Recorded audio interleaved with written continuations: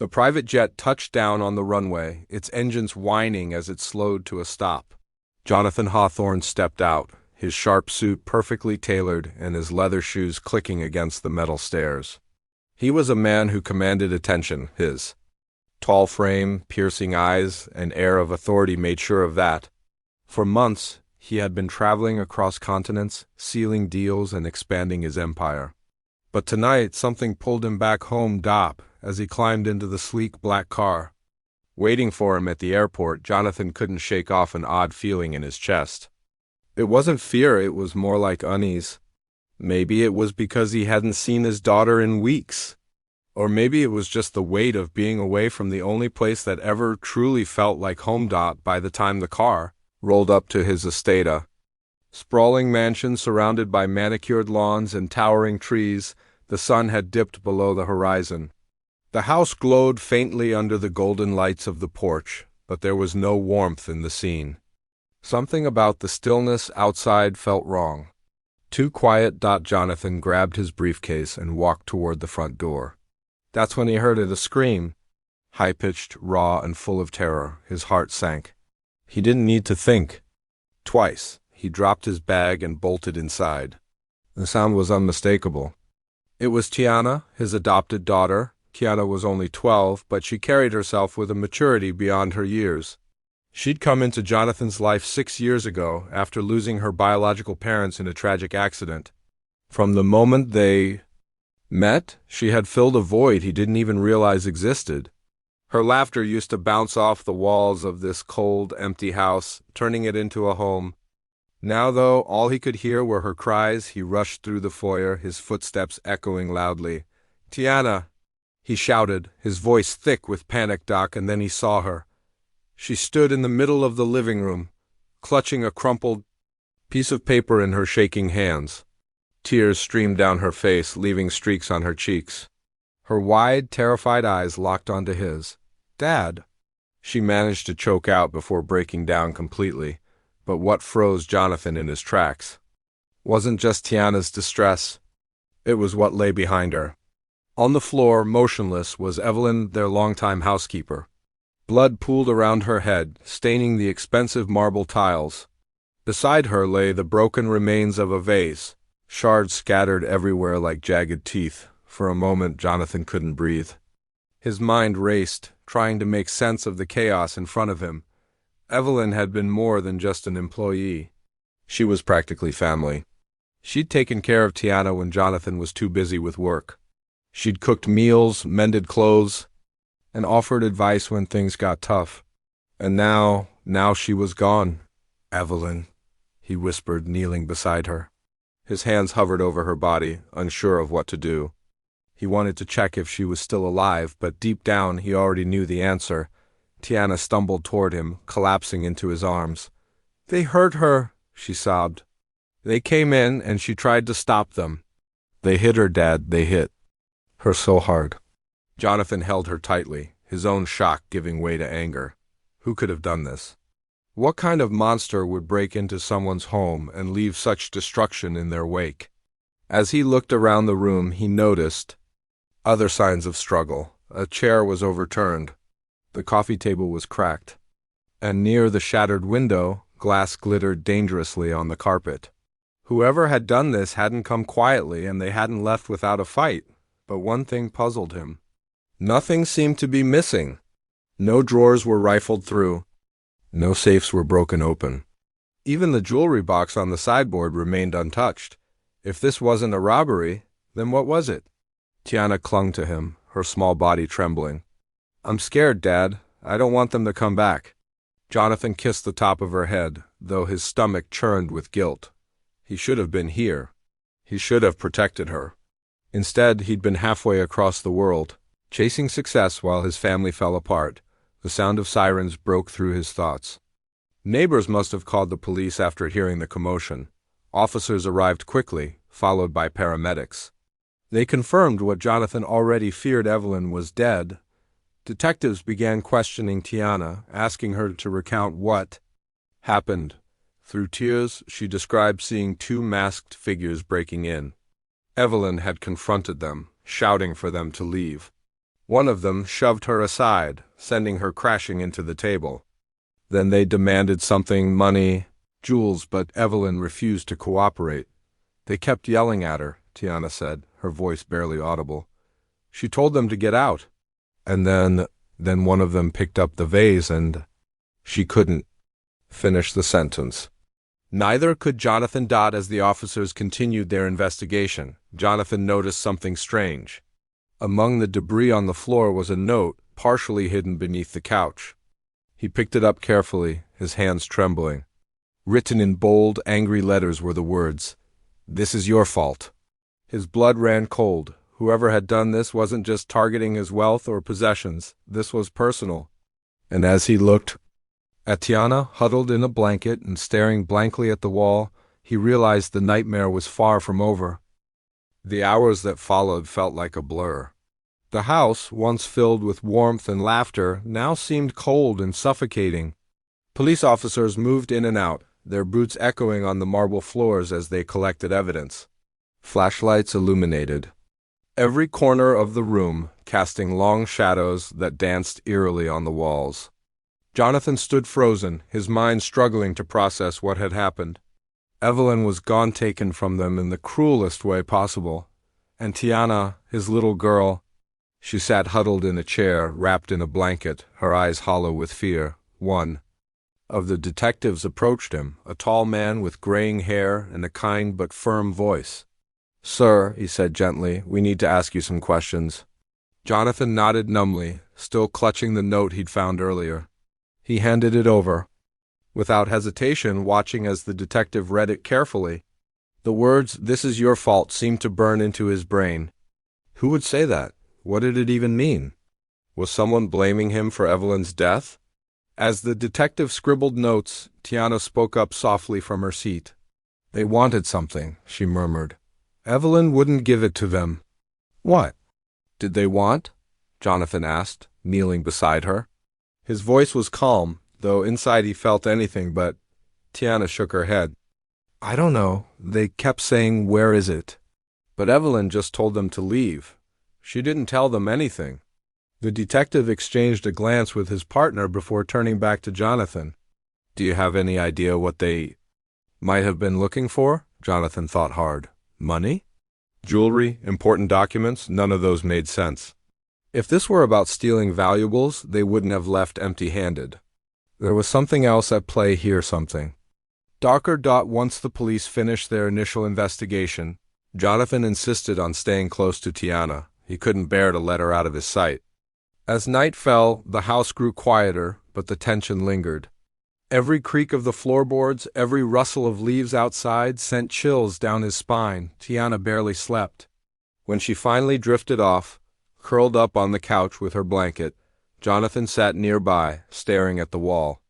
His thoughts raced. Why Evelyn? Why his home? And why now, after all these years? The next morning brought no relief. Jonathan woke early, unable to shake the image of Evelyn lying lifeless on the floor. He called a private investigator, a man known for solving cases others deemed impossible. This wasn't about finding justice anymore. It was about survival. Someone had targeted his family, and he needed answers fast. When the investigator arrived later that day, he wasted no time getting to work. Tall and wiry, with sharp eyes that missed nothing, he introduced himself simply as a friend. Together, they combed through the house, searching for clues the police might have overlooked. It didn't take long for them to find something unsettling. Hidden among Evelyn's belongings in the kitchen was a stack of letters. At first glance, they seemed harmless enough, handwritten notes tucked away in an old recipe box. But when Jonathan opened one, his stomach twisted. The messages were threatening. "You're meddling in things you don't understand," one read. "Stay away if you know what's good for you." Another warned, "You've taken what isn't yours. Give it back or face the consequences." Jonathan stared at the letters, his hands trembling. "What does this mean?" he muttered aloud. What could Evelyn possibly have taken? The investigator frowned, flipping through the pages. "These are recent," he noted. She must have known whoever wrote these meant business. Jonathan's guilt gnawed at him. How had he not noticed? How had he been so blind to the danger lurking around them? Evelyn had always been quiet, keeping to herself, but now he wondered if she'd been hiding something, not just from him, but to protect him and Tiana. That evening, Jonathan tried to talk to Tiana again. She was calmer now, though still distant. Sitting cross-legged on her bed, she played absent-mindedly with a stuffed animal, her gaze fixed on the floor. "Sweetheart," Jonathan began, sitting beside her, "did Evelyn mention anything unusual? Lately, anything strange she might have been worried about?" Tiana hesitated, chewing her lip. Then she nodded slowly. "A few weeks ago, she got really upset. I heard her talking on the phone. She sounded scared." "Scared? Did she say why?" "She kept saying I didn't do anything wrong, and then she hung up and cried." Jonathan's heart sank. Whatever Evelyn had been involved in, it had clearly terrified her. But why hadn't she come to him? Why had she kept it hidden? Over the next few days, the investigator dug deeper, piecing together fragments of information. One lead stood out. Evelyn had ties to a powerful group from Jonathan's past. Years ago, during his rise to success, he clashed with a dangerous organization, a syndicate known for its ruthlessness. Though he'd won that battle, rumors swirled that he'd double-crossed them. Could this be revenge? But there was another detail that chilled Jonathan to the bone. Among Evelyn's papers was a faded photograph of her as a young woman, standing beside a man who looked hauntingly familiar. It took Jonathan a moment to place him, but when he did, his blood ran cold. It was Victor Moretti, the leader of the very syndicate Jonathan had crossed paths with decades ago. Armed with this new information, Jonathan confronted the investigator. "What do we know about him?" he demanded. The investigator sighed heavily. "Victor Moretti isn't someone you want to mess with. He's smart, calculating, and doesn't forgive easily. If he believes Evelyn stole something or worse, betrayed him, he wouldn't hesitate to make an example of her." "But Evelyn wouldn't steal," Jonathan snapped. "She was loyal to everyone she cared about." "To us, maybe," the investigator replied cautiously, "but loyalty can be complicated. Sometimes people get caught in situations they can't control. Maybe Evelyn knew something she shouldn't have. Or maybe," he trailed off, leaving the thought unfinished. But Jonathan understood. Maybe Evelyn had tried to protect them by keeping secrets. Secrets that ultimately cost her life. As the days passed, Jonathan became increasingly protective of Tiana. She rarely left his side, clinging to him like a lifeline. Nightmares plagued her sleep, and during the day she flinched at every loud noise. Jonathan hated seeing her like this, his vibrant, fearless daughter reduced to a shadow of herself. One night, as they sat together in the living room, Tiana suddenly grabbed his arm. Her eyes were wide with panic. "Dad," she whispered. "They're going to come back, aren't they?" Jonathan pulled her close, holding her tightly. "I won't let them hurt you," he promised. "I swear it." But deep down, he wasn't sure he could keep that promise. Whoever had done this wasn't playing games. They wanted something, and they weren't afraid to kill to get it. By the end of the week, Jonathan realized they couldn't stay in the house any longer. It was too dangerous, too exposed. With heavy hearts, he decided to send Tiana to a secure boarding school hundreds of miles away. It broke him to separate from her, but he convinced himself it was the only way to keep her safe. On the morning of her departure, Tiana gave him a small wooden box Evelyn had entrusted to her.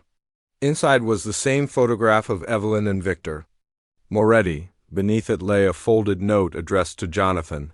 Hands shaking, he opened it. Evelyn's handwriting filled the page, each word etched with urgency. "If anything happens to me, show this to no one but yourself. Protect Tiana. She knows more than she lets on. Trust your instincts, Jonathan. And remember, I never stopped believing in you." Jonathan stared at the note, his vision blurring with tears. Evelyn had known. She'd known something was coming, and she'd tried to prepare him. As Tiana hugged him goodbye, her voice trembled. "Find out who did this, Dad. For Evelyn, please." "I will," he vowed, "no matter what it takes." And with that, she was gone. The days that followed Tiana's departure were some of the loneliest Jonathan had ever experienced. The house, already heavy with grief after Evelyn's death, now felt like a tomb without his daughter's laughter to fill its halls. He tried to keep busy poring over documents, reviewing security footage from the night of the attack, and following up on leads, but nothing could distract him from the gnawing emptiness inside. Every room reminded him of Evelyn's quiet kindness and Tiana's boundless energy.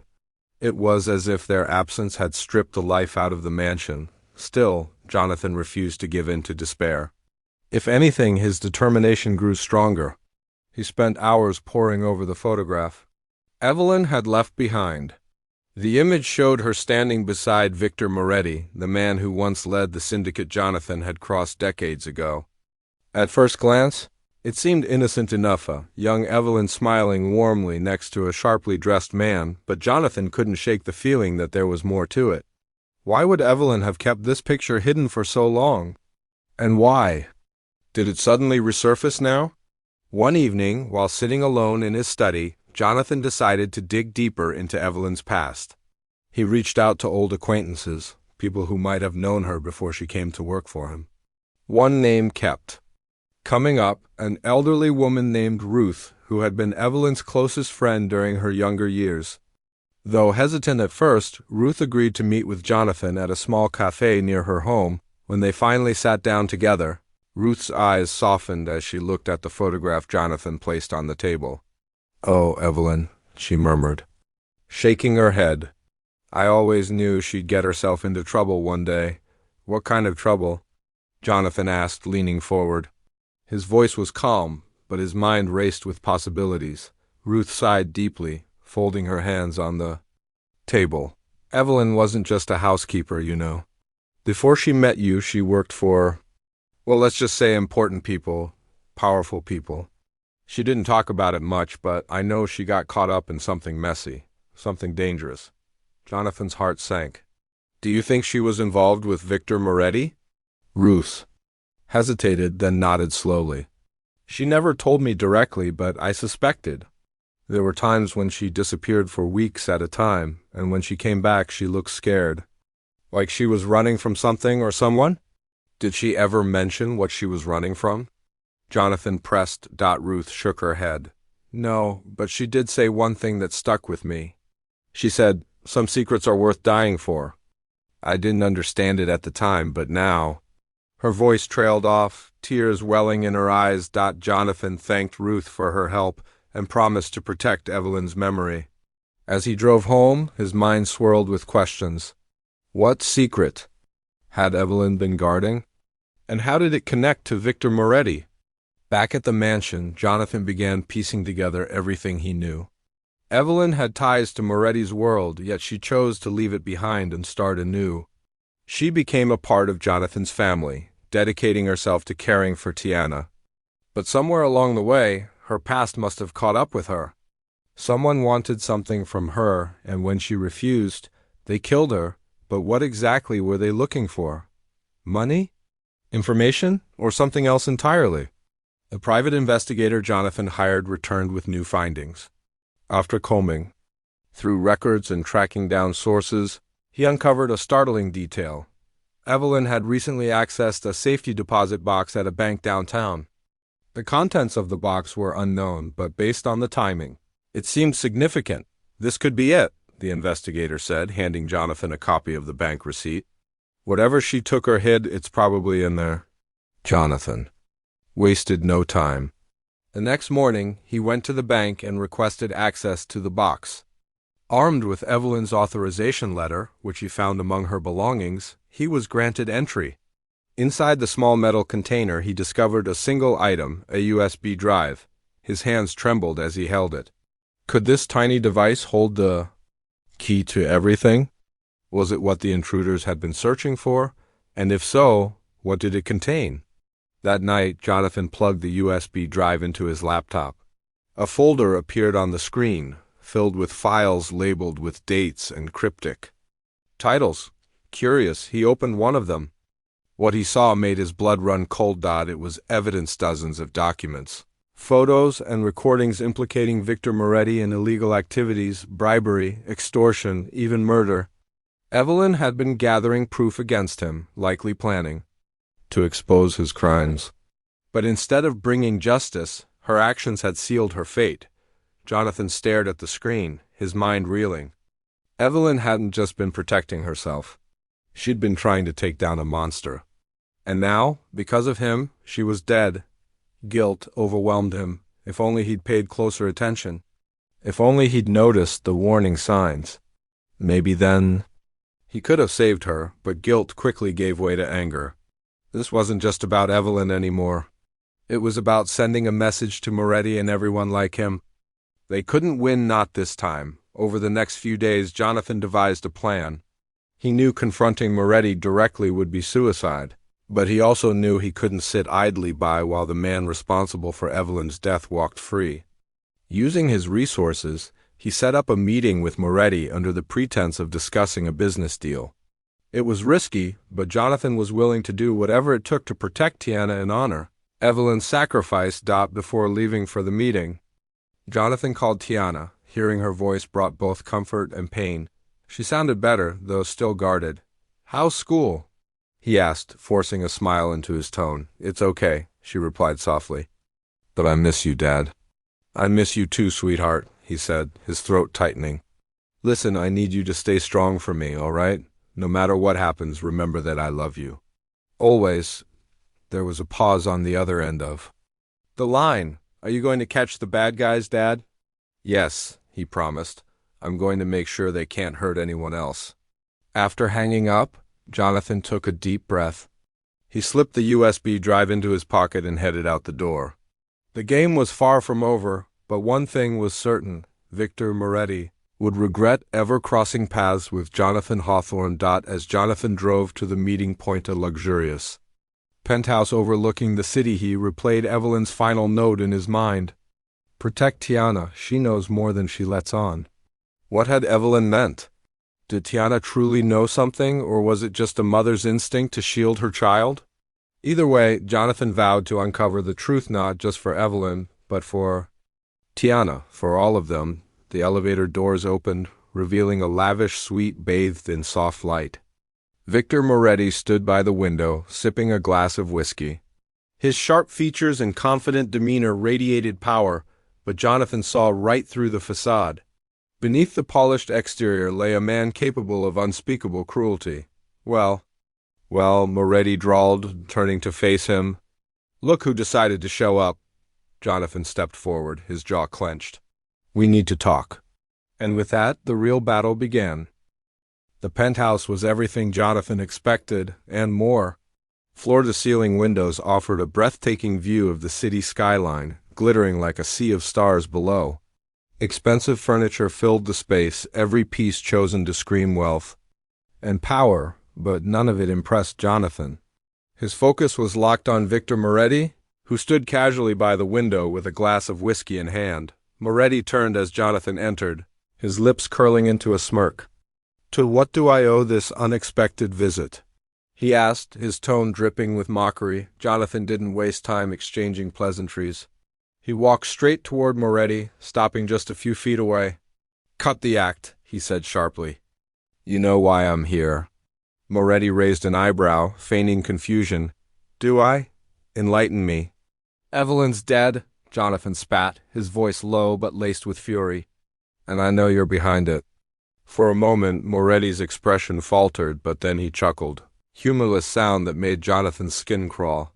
"Oh, Evelyn," he said, shaking his head. "Always so stubborn. Always sticking her nose where it didn't belong. So you admit it?" Jonathan demanded, taking a step closer. Moretti set his glass down and faced Jonathan fully. "Let's not jump to conclusions. I didn't pull any triggers. That wasn't my style. But yes, I'll admit I warned her. She should have listened." "Warned? Her about what?" Jonathan pressed, his fists clenched at his sides. Moretti leaned back against the window, crossing his arms. "About secrets, about loyalty, about staying out of things she didn't understand.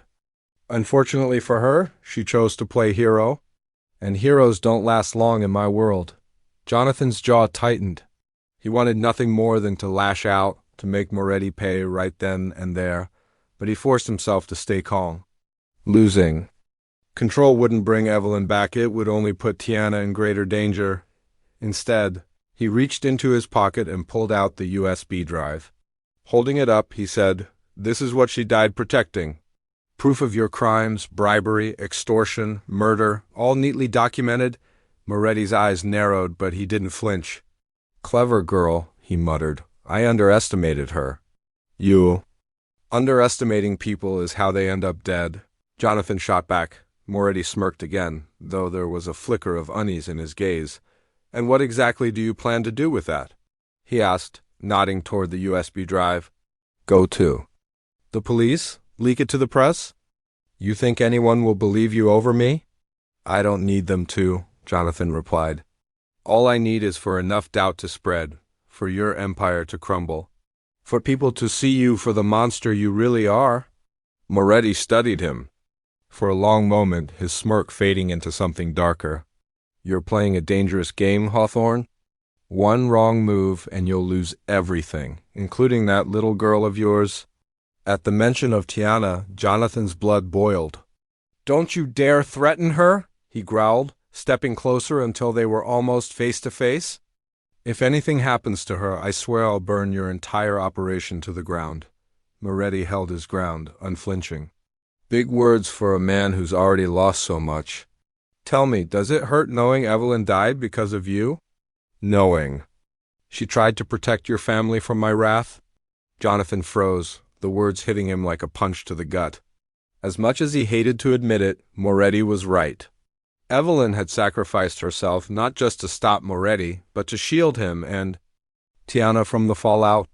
The guilt gnawed at him, threatening to overwhelm him, but he couldn't let it show. "Not here, not now." Taking a deep breath, Jonathan steadied himself. "This isn't about me," he said firmly. "It's about making sure no one else gets hurt. No more innocent lives destroyed because of your greed." Moretti laughed bitterly. "Innocent lives? Don't kid yourself, Hawthorne. Everyone plays a part in this game. Some win, others lose. That's how it works." "It ends now," Jonathan said, his voice steady despite the storm raging inside him. "You're done hurting people. Done destroying families." "I won't let you get away with it." Moretti tilted his head, studying Jonathan with a mix of curiosity and disdain. "You really believe you can take me down, don't you? After all these years, you still haven't learned. Power doesn't come from threats or evidence. It comes from fear, respect, control, and you, my friend, have none of those."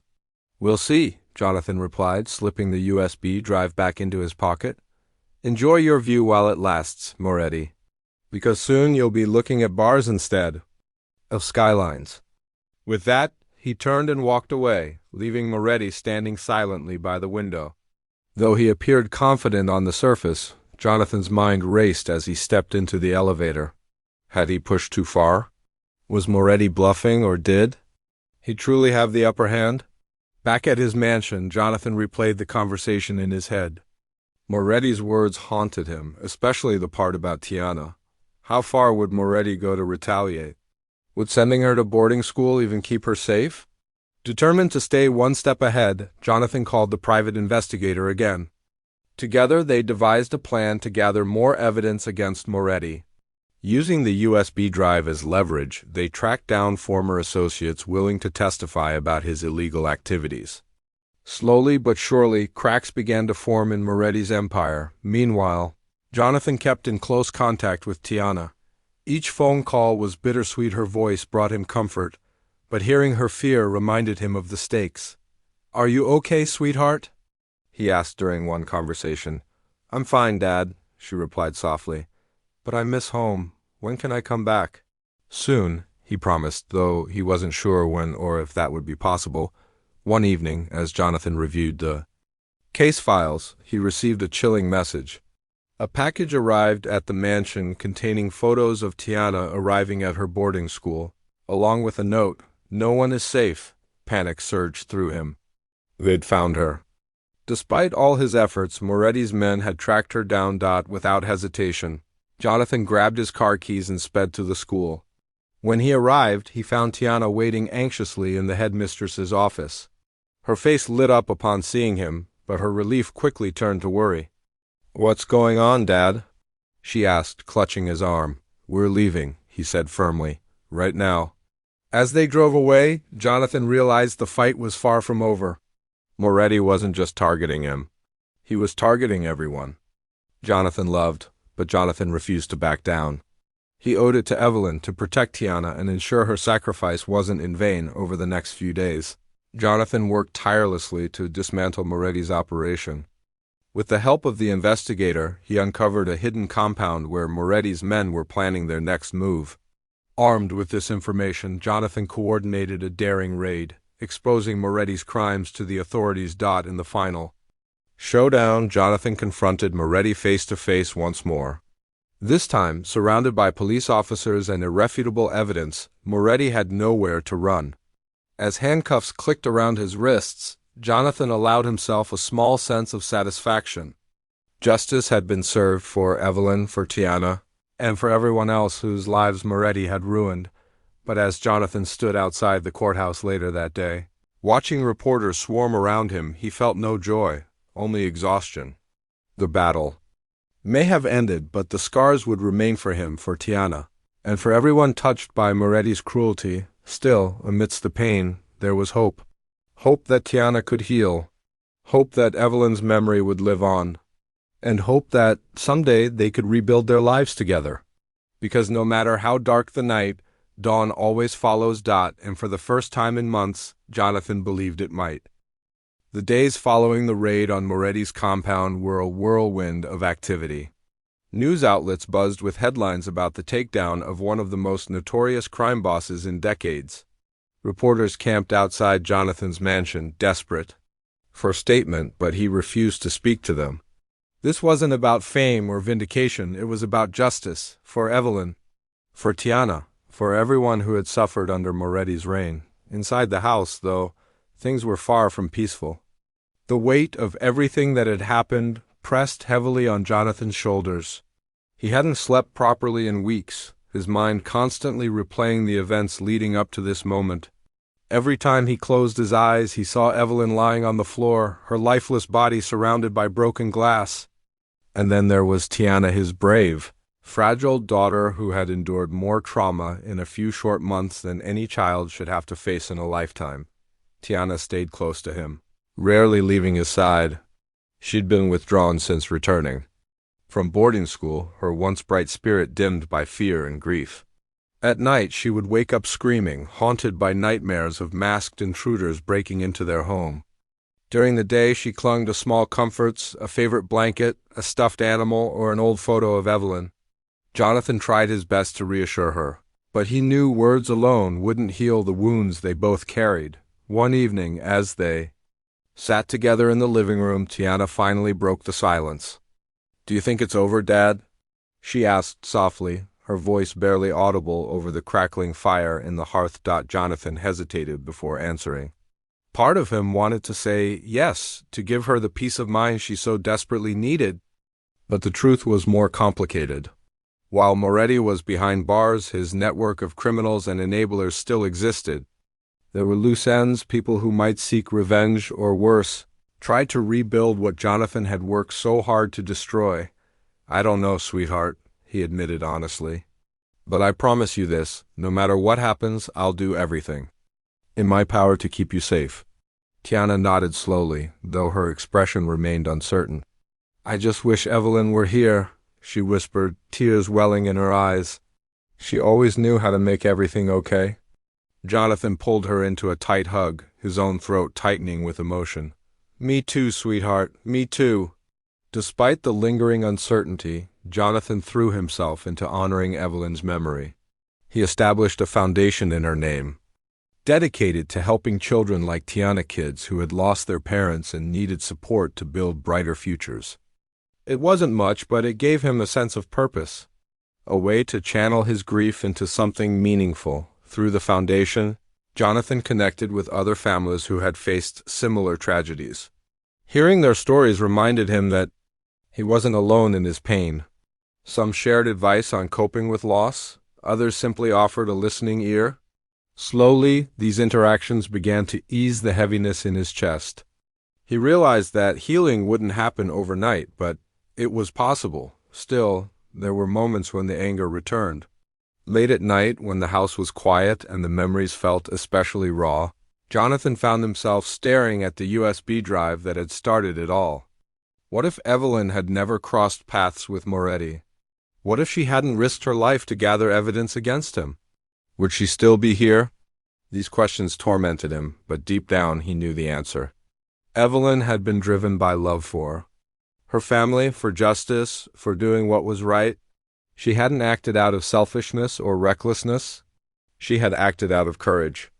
And while Jonathan wished he could turn back time, he also understood that her sacrifice couldn't be in vain. As weeks turned into months, Tiana began to show signs of healing. She started attending therapy sessions arranged through the foundation, where she met other kids who had experienced loss. At first, she was hesitant to open up, but over time, she formed bonds with some of the other children. They shared stories, laughed together, and even cried together. Watching her reconnect with the world brought Jonathan a glimmer of hope. One afternoon, as they drove home from one of her therapy sessions, Tiana turned to him with a thoughtful expression. "Dad, do you think Evelyn would be proud of us?" Jonathan smiled faintly, touched by the question. "I think she'd be incredibly proud of you," he replied. "You've been so strong even when it felt impossible, and as for me—" He paused, considering his words carefully. "Well, I hope I've done enough to honor her memory." Tiana reached over and took his hand, squeezing it gently. "You have, Dad. I know she's watching over us." Her words brought tears to his eyes, but they weren't tears of sadness this time. They were tears of gratitude. For the first time in months, he allowed himself to believe that maybe, just maybe, they could move forward. Meanwhile, Jonathan continued working behind the scenes to dismantle the remnants of Moretti's empire, with the help of trusted allies including the investigator who had stood by him throughout the ordeal. He tracked down key members of Moretti's organization and exposed their crimes to the authorities. One by one, they were arrested, their operations shut down. It was a slow and painstaking process, but each victory brought him closer to closure. During this time, Jonathan also made a conscious effort to reconnect with Tiana. They spent weekends exploring the city, visiting museums, and trying new restaurants. On quieter days, they baked cookies in the kitchen or watched movies curled up on the couch. These simple moments became anchors, grounding them in the present and reminding them of the joy life still held. One Saturday morning, as they sat at the dining table flipping through old photo albums, Tiana stopped at a picture of Evelyn. In it, she was smiling brightly, her arms wrapped around a young Tiana. "Do you remember this day?" Tiana asked, pointing to the image. Jonathan chuckled softly. "How could I forget? That was the day we went strawberry picking. You two came, back covered in dirt and berries, laughing like crazy." Tiana giggled at the memory. "Evelyn said we looked like two little troublemakers." Her smile faded slightly. "I miss her laugh." "Me too," Jonathan said, resting a hand on hers. "But we carry her with us, you know. In our hearts. In the lessons she taught. In the love she gave us." Tiana nodded, her eyes shining with unshed tears. "Yeah, she's still here." By the 6-month mark, Jonathan noticed subtle changes in both himself and Tiana. The nightmares grew less frequent, replaced by dreams of happier times. The tension that had once gripped the house began to lift, replaced by a newfound sense of calm. Even the reporters eventually moved on, leaving them in relative peace. On the anniversary of Evelyn's death, Jonathan and Tiana visited her grave together. They brought flowers and spent hours sitting beside the headstone, sharing stories and memories. As the sun set, casting golden light across the cemetery, Tiana placed a small wooden box at the base of the grave, the same box Evelyn had given her months earlier. "What's inside?" Jonathan asked curiously. Tiana opened it to reveal a collection of mementos, photos, notes, and trinkets that reminded her of Evelyn. "It's my treasure box," she explained. "Every time I feel sad, I look at these things and remember how much she loved us." Jonathan felt a lump rise in his throat. "That's beautiful, sweetheart. Evelyn would love it too." As they walked back to the car hand in hand, Jonathan realized something important. Grief didn't disappear, it evolved. It became part of who you were, shaping your perspective and teaching you resilience. And while the pain of losing Evelyn would always linger, so would the love she left behind. In the months that followed, Jonathan rededicated himself to building a better future not just for Tiana but for others like her. The foundation grew rapidly, attracting donations and volunteers eager to make a difference. Through it, Jonathan found a renewed sense of purpose. He wasn't just a billionaire anymore. He was someone who used his resources to create change for Tiana. Life slowly returned to normal, or at least a new version of it. She excelled in school, made new friends, and discovered a passion for art. Her paintings often featured bright colors and joyful scenes, a testament to her healing spirit. On special occasions, she painted portraits of Evelyn, capturing her warm smile and kind eyes. Watching her thrive filled Jonathan with pride. They had been through hell together, but they had emerged stronger. Not because they forgot Evelyn, but because they chose to honor her memory by living fully and loving deeply. And as they stood side by side one evening, watching the sunset paint the sky in hues of orange and pink, Jonathan whispered the words he had carried in his heart for months: "We'll make sure your sacrifice wasn't in vain." For the first time in a long time, he truly believed it. Months passed, and the world around Jonathan and Tiana began to shift. The media frenzy over Moretti's arrest had died down, replaced by whispers of new scandals and headlines about other criminals brought to justice. Life in their quiet corner of the Hamptons slowly returned to a semblance of normalcy. Yet, for Jonathan and Tiana, the journey toward healing was far from over. It wasn't just about moving on, it was about finding meaning in the pain they'd endured. Jonathan threw himself into expanding Evelyn's foundation, pouring not only his wealth but also his heart into its mission. He traveled to cities across the country, meeting families who had lost loved ones to violence or neglect. Some were hesitant to trust him at first. A billionaire stepping into their lives felt foreign, even intrusive, but once they saw his sincerity, walls began to crumble. He didn't just write checks, he listened.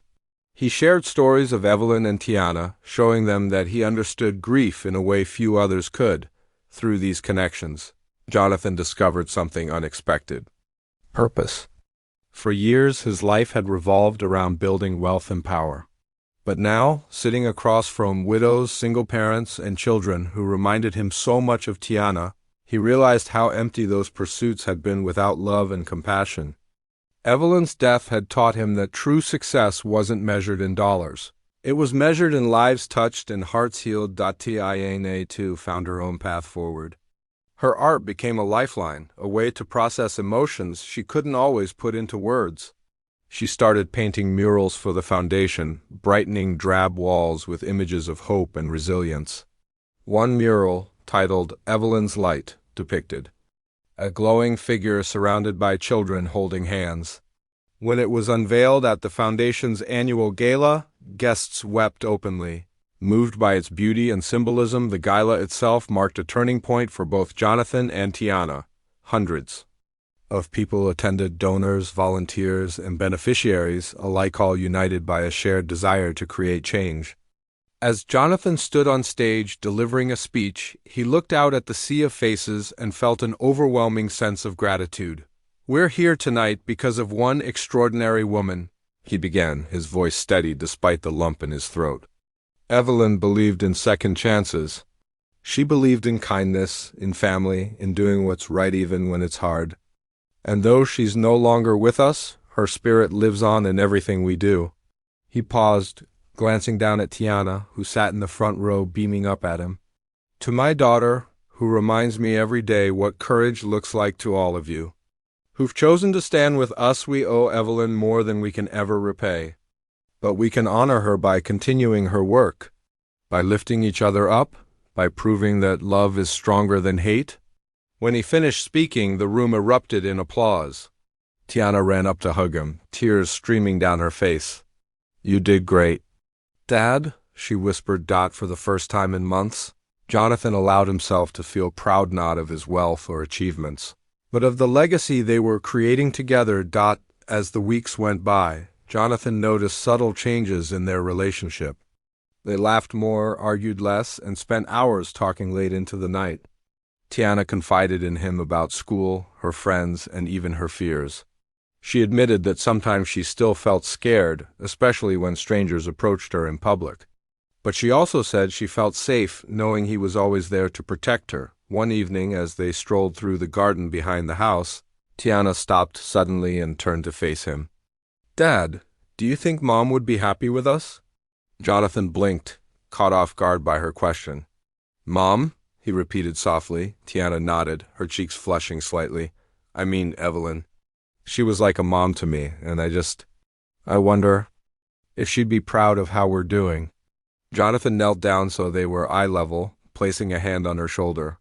"Of course she would, sweetheart. Look at everything you've accomplished. Look at how strong you are.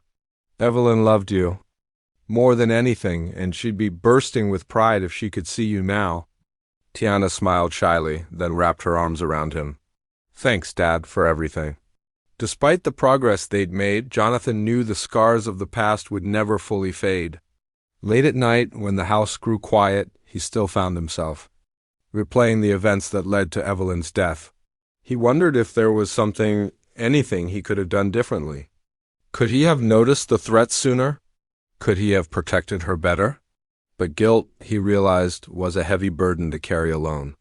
During one particularly restless night, he decided to visit Ruth, Evelyn's old friend, hoping to find some closure. Ruth welcomed him warmly, offering tea and a seat by the fire. "How are you holding up?" she asked gently, studying his weary face. "As well as can be expected," Jonathan replied honestly. "But I still can't stop thinking about her, about what happened." Ruth sighed, setting her cup down. "Grief has a way of lingering, doesn't it? But let me tell you something about Evelyn. She wasn't afraid to take risks, not if it meant protecting the people she loved.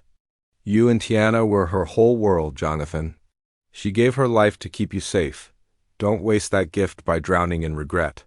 Her words struck a chord deep within him. Ruth was right. Evelyn's sacrifice hadn't been in vain, it had saved them, and while the pain of losing her would always remain, it was a reminder of the depth of her love. In the months that followed, Jonathan made a conscious effort to focus on the present. He took Tiana on trips, introducing her to places and experiences she'd never dreamed of.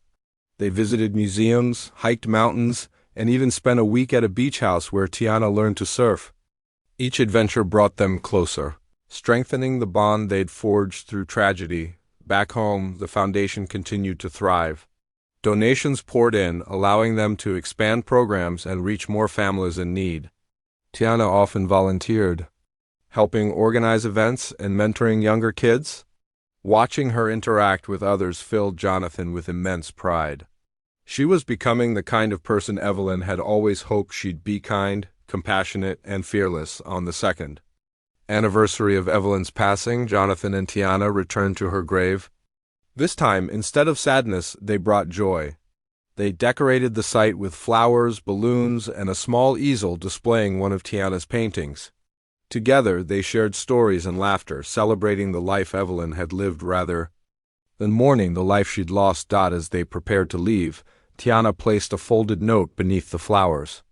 "What's that?" Jonathan asked curiously. "It's a thank you letter," Tiana explained, "for everything she did for us. For being our mom." Jonathan kissed the top of her head, his eyes misty. "She'd love that, sweetheart. Bye."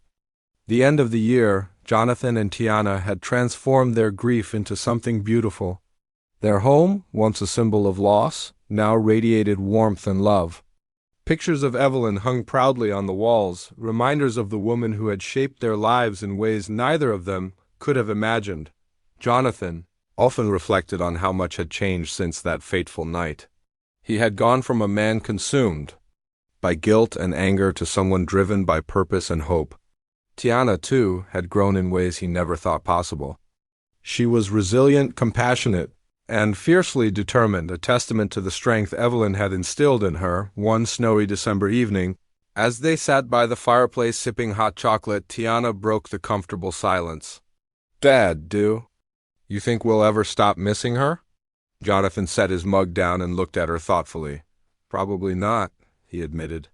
"But I don't think we should. Missing someone means loving them. And Evelyn deserves all the love we can give. Tiana nodded, leaning her head against his shoulder. I'm glad she was part of our family. Me too, sweetheart, Jonathan whispered, pulling her close. Me too. And as snowflakes drifted outside, blanketing the world in white, Jonathan felt a profound sense of peace. They had faced unimaginable darkness, but together they had emerged into the light. Evelyn's memory lived on not just in the foundation or the stories they told, but in the love that bound them forever. The road ahead wouldn't always be easy, but they would walk it side by side. Because in the end, love was the greatest victory of all.